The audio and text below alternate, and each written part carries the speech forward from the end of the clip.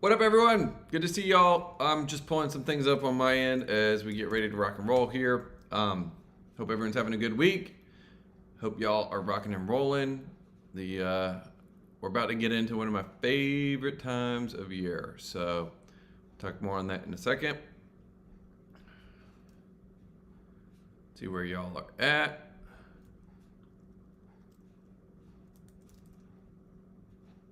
There we go. All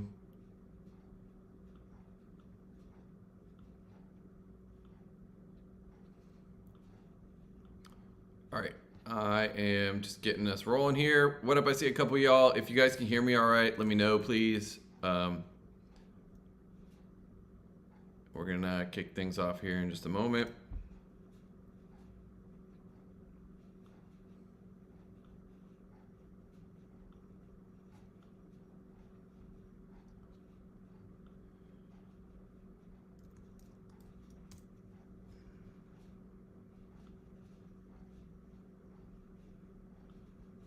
All right. Perfect. We are looking good. I'm just making sure I'm pulling it up on all platforms so I can see all y'all.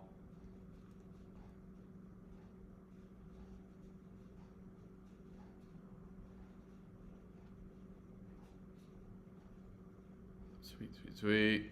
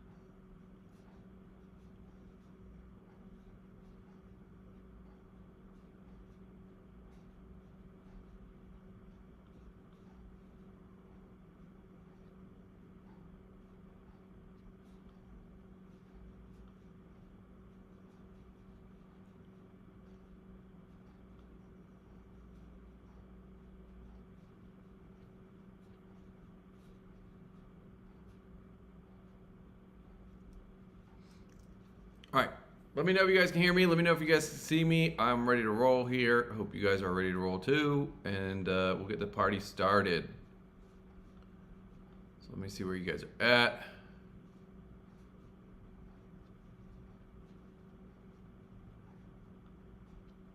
Okay, cool.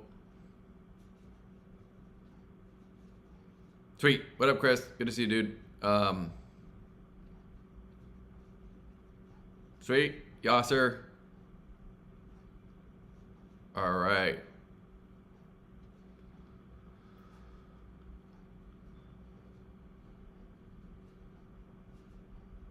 All right. So we'll get the show on the road. If you guys are live, drop a live in the comments. If you guys are on the replay, drop a replay on the comments. I always like to know where you guys are at.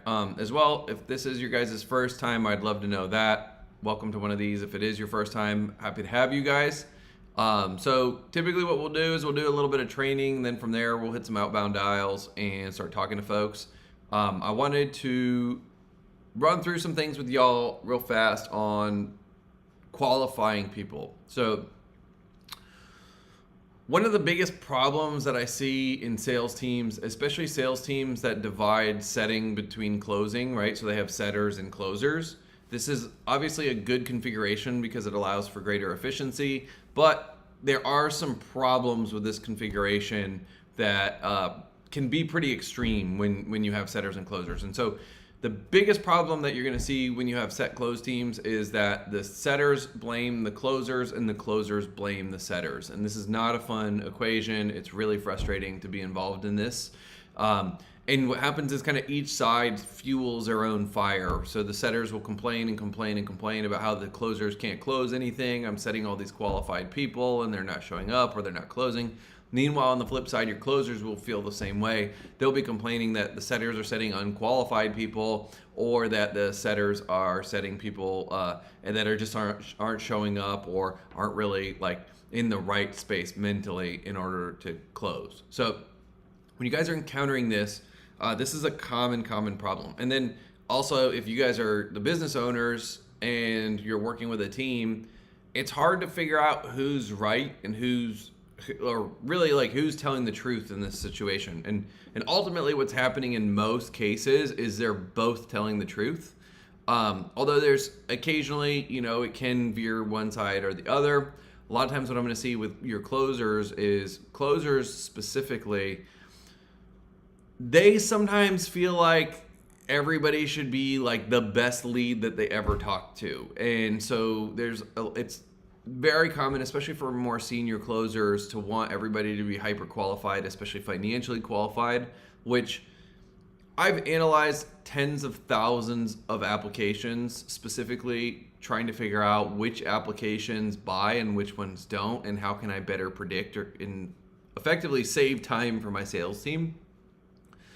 Sales reps, I love y'all, but y'all get this wrong all the time. So most people think that the current financial situation is a big indicator of whether or not they buy. What I found in analyzing tens of thousands of applications was the current financial situation was not a very big indicator. In fact, it was not very meaningful in terms of its correlation to purchasers. What we found was a much more meaningful indicator was their desired end state or their goal. So that's just one of several components that indicates someone's willingness to buy. What you'll tend to find is that especially when you guys are selling high ticket programs, if people, like say for example, someone wants to get to making $5,000 a month, it's very rare you're going to spend $10,000 in order to get an opportunity that pays you $5,000 a month. It's just very rare. Versus if someone wants to make 6 figures a year, sweet. Now we probably got them to where they'll buy something in terms of a high ticket price points. And if they want to make 20, 30 grand a year, selling 10 grand offers all day long. Even if they're only making $500 a month, or even if they're only making $1,000 a month. One of the things that a lot of y'all will do is y'all try to qualify the people off their current financial situation. What happens a lot is people will, number one, see how you treat them if they signal that they don't have money. So sometimes people are playing little bits of games. That's part of the process. But even more importantly, what will happen is they'll have access to assets that they're not considering when they're filling out the application.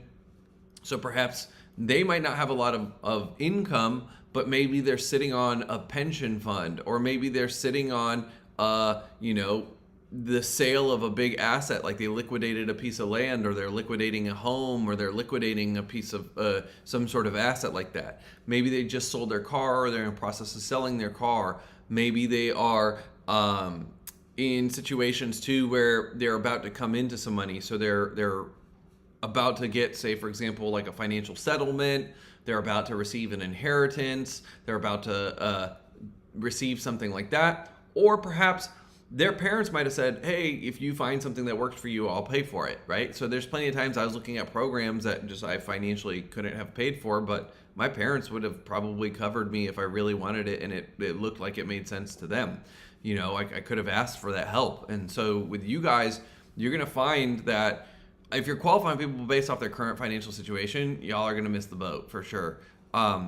It's far more important to get them wrapped up in what their desired end state is, because they're going to make the decision based on where they want to be. They're not going to make the decision necessarily based on where they are, especially if we do our job properly as the sales reps, right? So if we as the sales reps are doing our job properly, we got to get them to make decisions based on their desired end state and where they want to be, not based on their current reality, because their current level of thinking is what's gotten them to this current level of results. So if they want a different outcome, they're going to have to make a different decision. And when we can coach them into this process of decision making, we're going to get much better outcomes, right? So that being the case, so how do we know what a qualified lead is versus what an unqualified lead is? So I have some pet peeves that I wanted to run through with y'all, and then I wanted to give you guys an actual framework that will help you be able to figure this stuff out. So one of my biggest pet peeves is saying, are you coachable?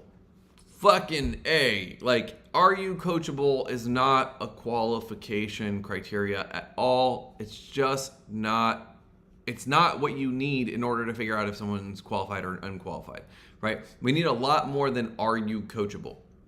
So what is the problem of are you coachable? I want y'all to put this in the chat. Like, what's your guess as to the problem between like an are you coachable or are you committed style question? Which I can't tell you how many times in coaching programs I see commitment or coachability as part of the thing, but from your guys' perspective, before I break it down for you guys, what do you feel like is the problem with asking, are you coachable or are you committed?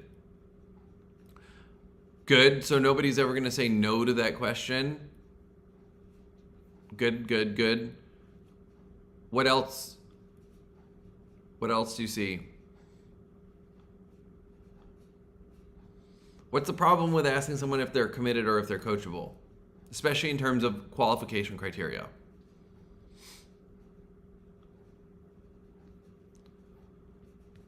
Let's see what else you guys got.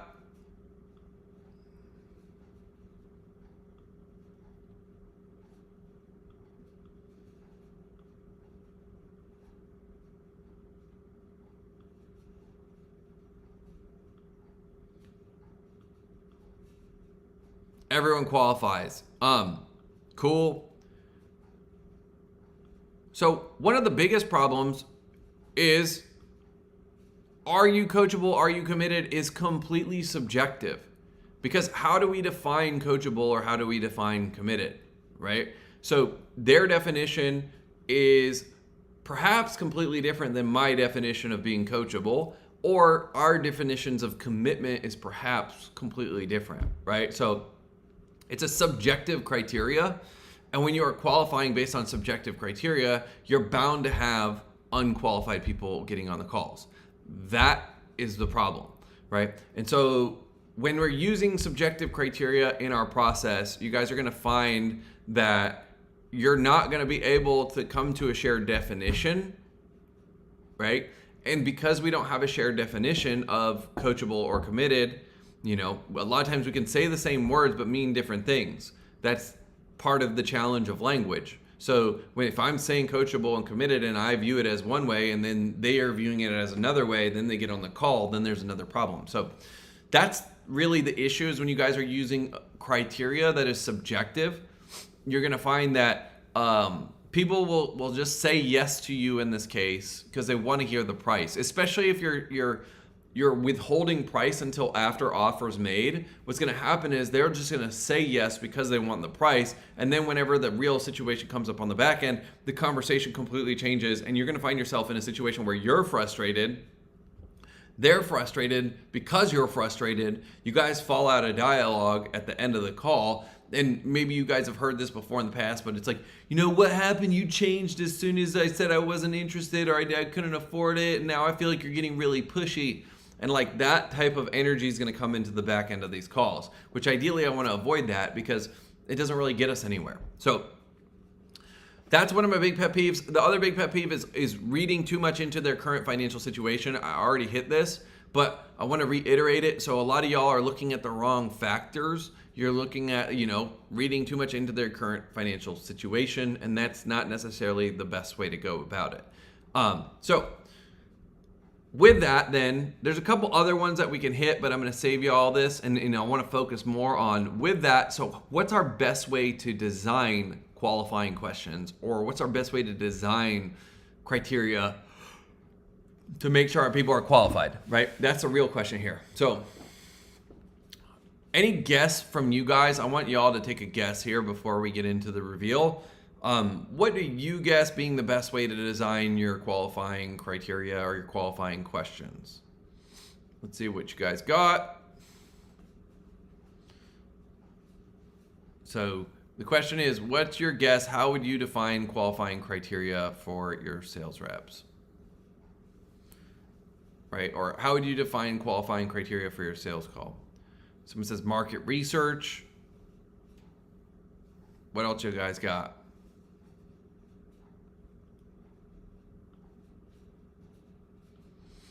Any other ideas?